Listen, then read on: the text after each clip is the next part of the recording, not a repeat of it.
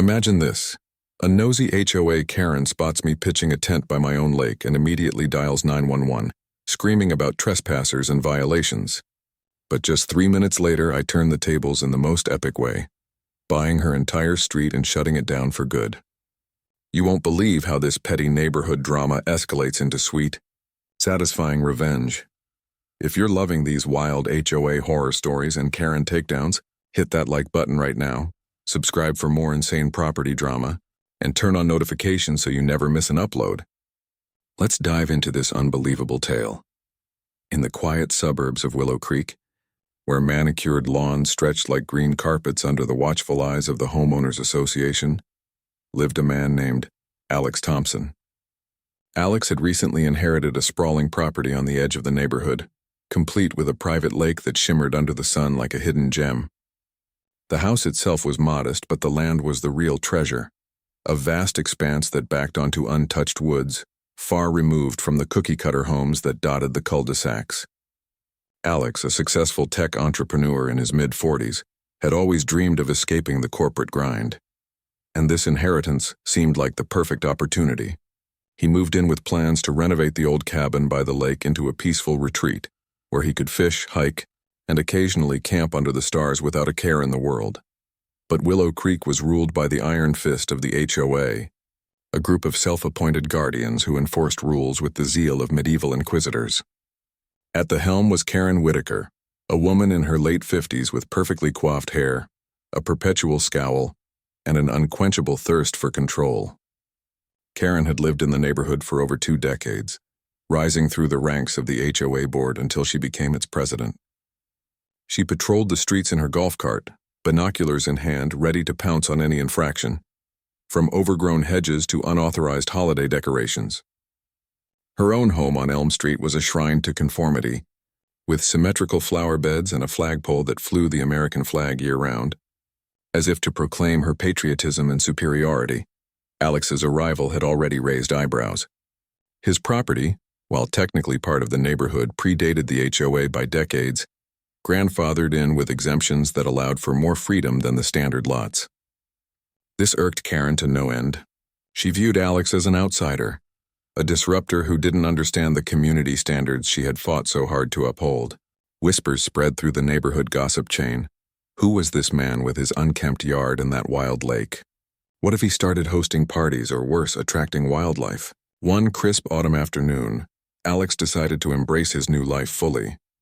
He drove to the lake's edge, unloaded his gear from the back of his truck, and began setting up a large tent. It was nothing extravagant, just a simple canvas shelter for a weekend of solitude, complete with a sleeping bag, a portable stove, and a cooler of supplies. The tent faced the water, positioned perfectly to catch the sunset. As he hammered in the stakes, the rhythmic thuds echoed faintly across the water, barely audible beyond his property line. Alex felt a sense of peace wash over him, the kind he hadn't experienced in years amid the bustle of city life. Unbeknownst to him, Karen was on her daily patrol. From her vantage point on a nearby hill, technically public land but one she considered her personal watchtower, she spotted the movement. Binoculars raised, she zoomed in on Alex's figure, pitching the tent with casual efficiency. Her blood boiled. A tent on HOA land? She didn't care that the lake was private. In her mind, anything visible from the street was subject to her scrutiny. Visions of vagrants, litter, and depreciating property values flashed through her head. This was an outrage, a blatant violation of the covenant against temporary structures that could mar the neighborhood's aesthetic. Without a second thought, Karen whipped out her phone and dialed 911. Her voice, shrill and authoritative, cut through the emergency line. She described Alex as a suspicious individual erecting an illegal encampment, possibly a squatter or worse. The dispatcher, accustomed to such calls from overzealous residents, promised to send an officer to investigate. Satisfied, Karen pocketed her phone and sped toward Alex's property in her golf cart, determined to confront him before the authorities arrived. Alex, oblivious to the storm brewing, finished securing the tent and stepped back to admire his work. The lake lapped gently at the shore. Birds chirped in the trees and a light breeze carried the scent of pine.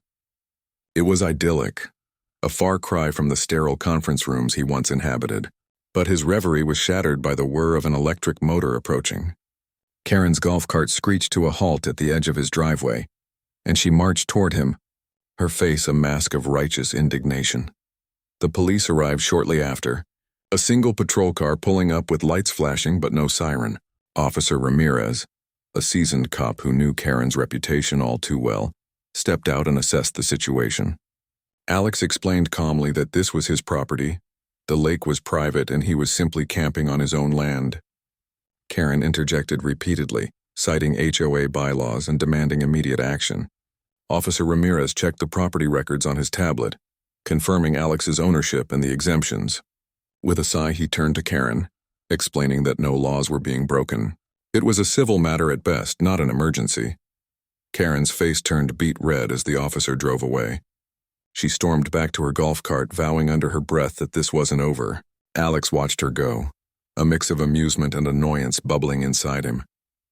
He had dealt with difficult people in business, but this level of pettiness was new. As he settled into his tent that evening, watching the stars emerge over the lake, he pondered his next move. Little did he know, this encounter would spark a chain of events that would upend the entire neighborhood. The following days saw an escalation in Karen's campaign against Alex. She rallied the HOA board, calling emergency meetings in her living room where neighbors sipped coffee and nodded along to her tirades. Flyers appeared in mailboxes, warning of the encroachment on community values posed by Alex's transient lifestyle. Anonymous complaints flooded the city hall about potential zoning violations, though each was swiftly dismissed. Karen even hired a surveyor to double-check the property lines, hoping to find some discrepancy she could exploit. Alex, meanwhile, dove deeper into his new life. He spent mornings fishing on the lake, afternoons hiking the woods, and evenings by a small campfire, roasting marshmallows and reflecting on his past. The tent became a symbol of his freedom, a temporary home that reminded him of childhood adventures. But the harassment began to wear on him. Strange vehicles slowed by his driveway, HOA members taking photos from afar. One night he found a note taped to his mailbox, "Comply or leave." It was unsigned, but the handwriting matched Karen's precise script. Determined not to be bullied, Alex decided to research the HOA's power. Late into the night, poring over documents in his study, he discovered something intriguing. His property wasn't just grandfathered. It included riparian rights to the lake and adjacent lands that extended further than he realized. More importantly, a clause in the original deed allowed for certain easements that could affect neighboring streets. Intrigued, he contacted his lawyer, an old friend from his tech days who specialized in real estate. As the leaves turned golden, tension simmered. Karen organized a petition to amend the HOA covenants, aiming to strip exemptions like Alex's. Dozens signed, swayed by her tales of declining property values and safety concerns. Alex ignored the drama, focusing instead on his plans. He expanded his camping setup, adding a hammock and solar lights, turning the lakeside into a cozy haven. Neighbors whispered about the eccentric millionaire who refused to conform, some secretly admiring his defiance. One fateful evening, as Alex sat by the lake watching the sun dip below the horizon, his phone buzzed with a call from his lawyer. The news was explosive. Through a series of overlooked historical records, Alex's family trust owned not just the lake property, but underlying rights to several access roads in the neighborhood, including Elm Street, Karen Street. These rights had been dormant for years, buried in old county filings, but they were ironclad. With a strategic purchase, Alex could acquire full control. The idea hit him like a thunderbolt. Revenge served cold and legal. He instructed his lawyer to move forward discreetly, initiating the buyout process. It took mere minutes to confirm the feasibility, 3 minutes to be exact, as the digital signatures flew across screens. By morning, the deal was in motion, funds transferred from Alex's substantial accounts. Karen, unaware of the gathering storm, continued her patrols, smug in her belief that pressure would force Alex out. But as the chapter of initial confrontation drew to a close, the winds of change whispered through Willow Creek, promising a dramatic shift in power that no one saw coming. The acquisition unfolded with the precision of a well-oiled machine. Alex's lawyer, armed with historical deeds and a hefty bankroll, approached the county officials responsible for the dormant road rights. Elm Street, it turned out, had been built on land partially owned by Alex's ancestors, who had granted easements for public use decades ago. Those easements could be revoked with proper compensation and legal maneuvering, especially since the street served only a handful of homes and wasn't classified as a major thoroughfare. The county, facing budget shortfalls, was more than willing to entertain the offer. For a sum that barely dented Alex's fortune, the rights were transferred, giving him de facto control over access. Word spread slowly at first. Construction barriers appeared at the entrance to Elm Street one morning. Orange cones and signs reading "Private property, access restricted." Residents, including Karen, stared in confusion as workers installed gates at both ends. Karen was the first to react, storming out of her house in her robe, demanding explanations. The foreman, a burly man with a clipboard, handed her a letter from Alex's law firm, outlining the change in ownership. Elm Street was now private, accessible only to those with permission from the new owner, Alex Thompson. Panic rippled through the cul-de-sac. Neighbors gathered in driveways, murmuring about lawsuits and property rights. Karen, her face ashen, retreated to her home and immediately called an emergency HOA meeting. But attendance was sparse. Many were too busy contacting their own lawyers or real estate agents, fearing plummeting home values. Alex, from his lakeside vantage, watched the chaos unfold with a quiet satisfaction. He had no intention of completely isolating them, at least not yet, but the power shift was palpable.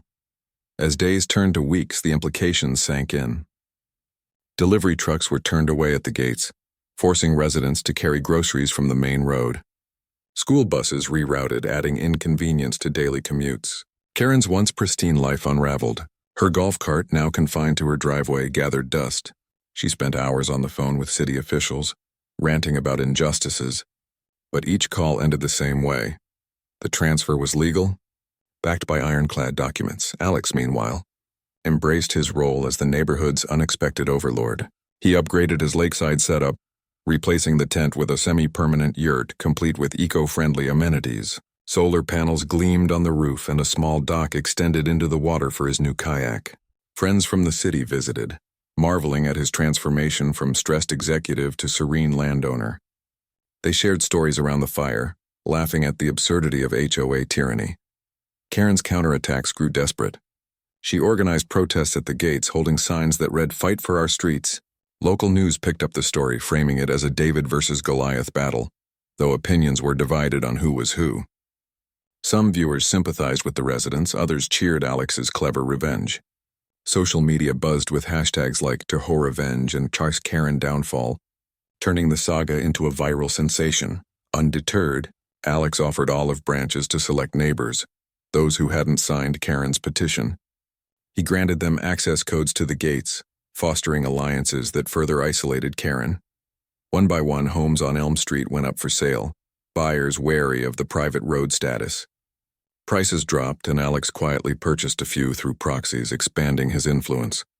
The turning point came during a stormy night. Thunder rolled over the lake as Karen, alone in her house, stared out at the darkened street. Power flickered from the wind, mirroring her waning control. She reflected on her years of dominance, the satisfaction of enforcing rules that kept everything perfect. But perfection had cracked. Exposed by one man's tent and unyielding spirit, Alex, cozy in his yurt, listened to the rain patter on the canvas. He had no regrets. The purchase wasn't just revenge, but a reclamation of peace. As the storm subsided, a rainbow arched over the lake, symbolizing new beginnings. Yet the full resolution loomed, as tensions built toward an inevitable confrontation that would seal the fate of Willow Creek.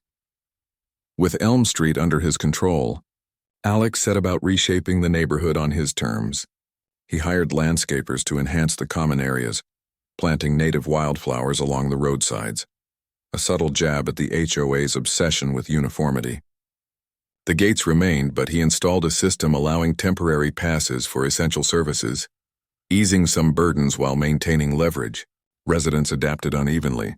Some moved out, others grudgingly accepted the new reality. Karen's downfall accelerated. Stripped of her HOA presidency in a contentious vote, many blamed her for provoking the crisis. She became a pariah. Her home, once the envy of the block, now sat behind locked gates, a prison of her own making. She attempted a lawsuit, claiming undue influence and coercion, but the courts dismissed it swiftly, citing the legitimacy of the transactions. Legal fees drained her savings, forcing her to downsize her lifestyle. Alex, thriving in his lakeside paradise, expanded his vision. He converted part of his land into a community garden, inviting friendly neighbors to participate. Laughter echoed from barbecues by the water, a stark contrast to the former rigidity. The tent that started it all remained pitched occasionally, a reminder of the spark that ignited change. As winter approached, Karen finally conceded. She listed her house for sale, accepting a lowball offer from one of Alex's associates. Moving vans arrived under gray skies, carting away her belongings. She drove out through the gates one last time, glancing back at the street she once ruled. Alex watched from afar, feeling not triumph but closure. Willow Creek transformed under Alex's benevolent oversight. The HOA dissolved, replaced by informal gatherings where decisions were made collaboratively. The lake became a shared treasure, with fishing derbies and picnics fostering unity.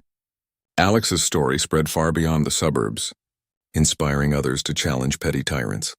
In the end, what began with a simple tent by the lake ended with a reclaimed community, proving that sometimes the best revenge is living freely on your own terms. If you enjoyed this epic HOA revenge saga, smash that like button, subscribe for more crazy Karen stories and property dramas, and drop a comment below with your own neighborhood nightmare. Thanks for watching. See you in the next one.